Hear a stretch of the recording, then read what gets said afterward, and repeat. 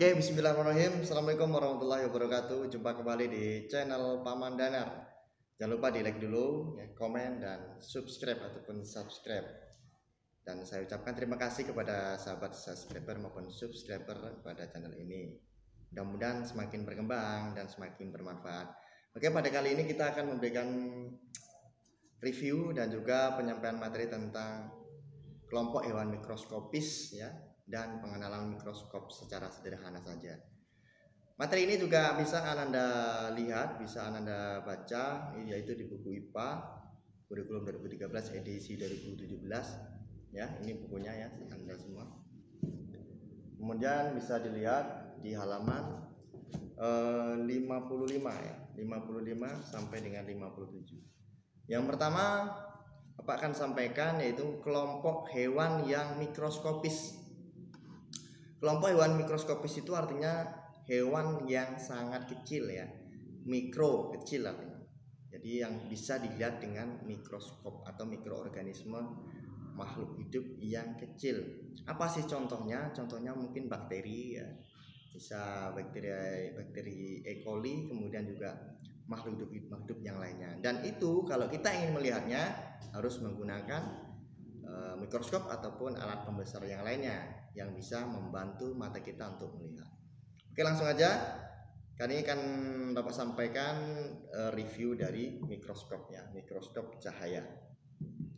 Oke, mikroskop cahaya ini dibagi menjadi dua bagian. Ada bagian optik dan ada bagian mekanik. Bagian optik yang pertama, Anda semua ada yang namanya lensa, ya. Ini lensa okuler, ya. Anda semua, ini lensa okuler seperti ini bahannya, ya. Ini ada tulisannya 12,5 perbesarannya. Jadi perbesarannya ini bisa disesuaikan dengan keinginan kita, mau dinaikkan atau mau diturunkan, ada pilihannya. Pada kesempatan ini ada perbesaran 12,5, ya. Ini namanya adalah lensa okuler, ya. Kemudian fungsinya itu apa, ya? Fungsinya ya jelas untuk melihat atau mengamati preparat yang kita akan amati, ya. Misalnya mungkin dengan mata langsung, ini yang berhubungan dengan mata langsung, ini lensa okuler. Kemudian bagian optik yang berikutnya adalah lensa objektif. Yang mana ini dia? Ya, Anda semua bisa dibuka, ini kita buka, bisa kita ganti, ya. Seperti biasa kita buka, ya. Ini lensanya, sampelnya dekatkan, ya. Ini adalah lensa objektif, ya. Ada tulisan perbesarannya juga, ya. 5/10, 5/0, ya. Nah, ini titik 10 ini perbesarannya. Ini namanya adalah lensa objektif, ya, yang bisa kita gunakan dan bisa kita ganti sesuai dengan keinginan kita.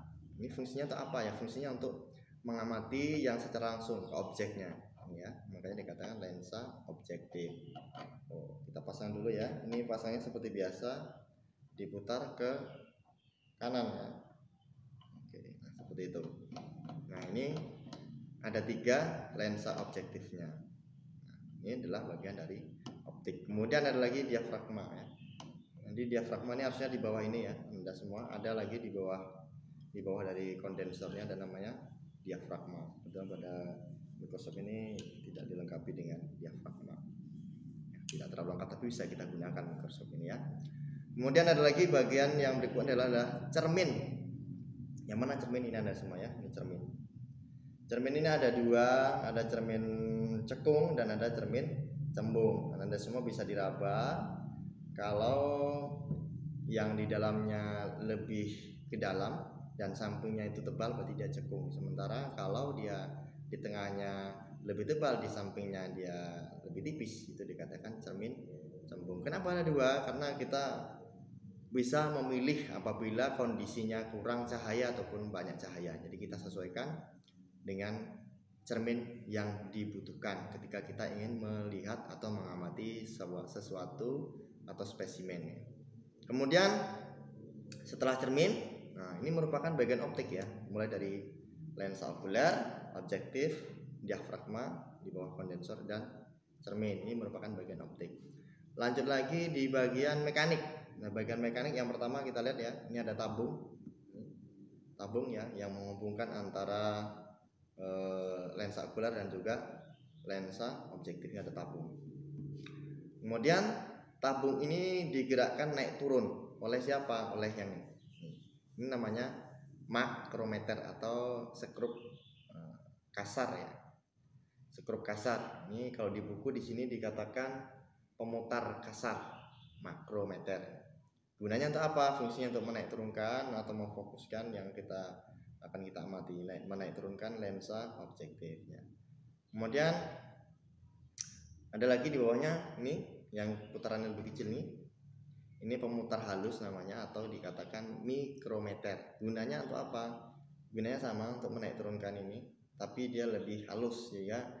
Kalau kita mengamati, kita pertama menggunakan makrometer, setelah selesai baru kita gunakan mikrometernya untuk memperjelas atau memfokuskannya. Seperti itu. Kemudian ada yang namanya revolver. Yang mana revolver yang kita pegang ini? Yang Bapak pegang ya bisa diputar. Nah, ini ya. Fungsinya apa? Tempat meletakkan lensa objektif, itu revolver. Dan bisa kita putar sampai bunyi tag. Nah, kalau bunyi tag berarti sudah pas. Kalau belum pas. Nah, kalau sudah bunyi tag berarti sudah pas.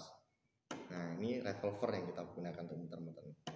Kemudian ada lagi pegangan ya. Ini pegangan yang Bapak gunakan untuk megang, ini pegangan ya. Kalau kita bawa mikroskop seperti ini pegangannya ya.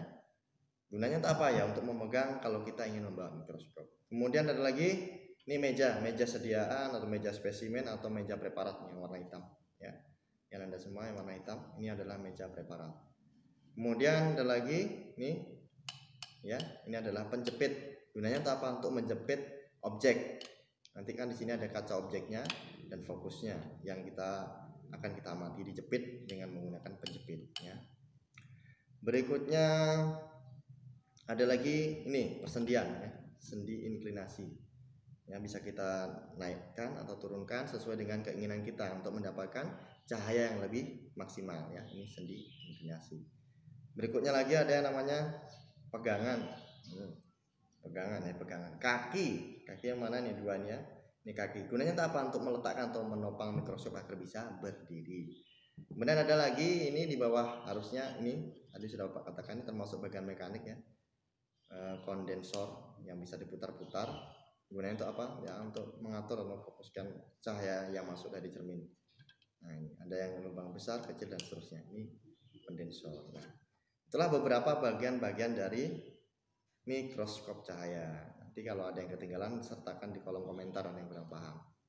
Nah, itu pengenalannya. Kemudian bagaimana cara menggunakannya secara singkatnya saja. Nanti ada yang lebih fullnya itu bagaimana cara melihat. Nanti akan Bapak buatkan videonya. Ini khusus hanya mengenalkan saja dan bagaimana cara menggunakannya.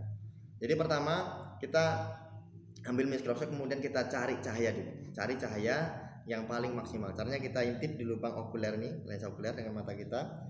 Kemudian kita putar cerminnya. Cerminnya kita putar sampai terlihat paling terang ya.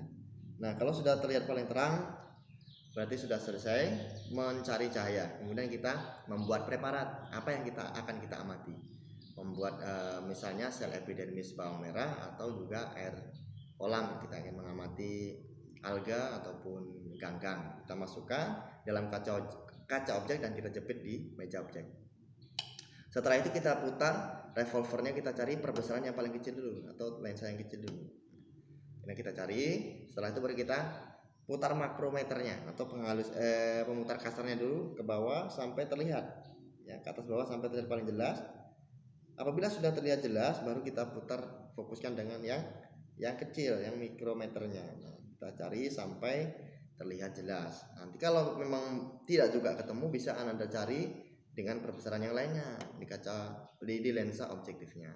Jadi seperti itu cara mencarinya. Nanti kalau sudah selesai, sudah terlihat jelas, Anda semua bisa memfoto ya.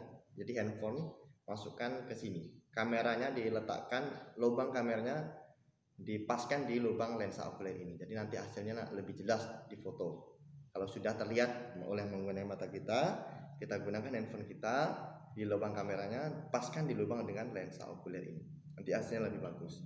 Oke, itu saja penjelasan dan pengenalan dari mikroskop cahaya. Mudah-mudahan ini bermanfaat. Jangan lupa di like, komen, dan subscribe. Oh ya, siapakah penemu dari mikroskop cahaya ini? Penemunya adalah Bapak Antonio van Leeuwenhoek ya. Itu sebagai kata penutup. Jangan lupa di like, komen, dan subscribe, dan share agar semakin berkembang dan semakin bermanfaat. Bye bye. Assalamualaikum warahmatullahi wabarakatuh.